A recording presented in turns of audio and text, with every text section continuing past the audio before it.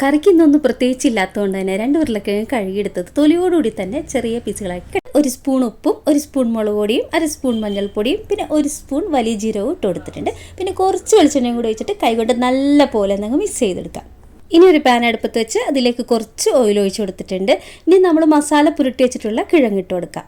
ഇനി ഇത് 2 വശവും നല്ലപോലെ ഒന്ന് ഫ്രൈ ചെയ്തെടുക്കാം. ഇതിൻ്റെ 2 വശവും മുരിഞ്ഞു വന്നിട്ടുണ്ട്, നല്ലപോലെ വെന്ത് വന്നിട്ടുണ്ട്. സ്റ്റൗ ഓഫ് ചെയ്ത് മാറ്റി വെക്കാം. ഒരു പാത്രത്തിലേക്ക് 2 കപ്പ് തൈര് ഒഴിച്ച് കൊടുത്തിട്ടുണ്ട്. അതിലേക്ക് നമ്മൾ ഫ്രൈ ചെയ്തെടുത്തിട്ടുള്ള ഉരുളക്കിഴങ്ങ് ഇട്ട് കൊടുക്കാം. എന്നിട്ട് ഒന്ന് മിക്സ് ചെയ്തെടുക്കാം.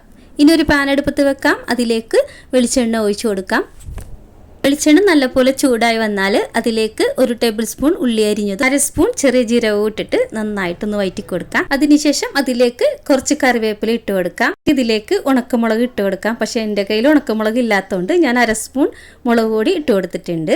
മുളക് പൊടി ഇട്ട് കൊടുത്ത് അപ്പം തന്നെ നമ്മൾ മിക്സ് ചെയ്ത് കൊടുത്തിട്ട് നമ്മളുടെ ഈ തൈരിലേക്ക് ഇത് ഇട്ട് കൊടുക്കാം.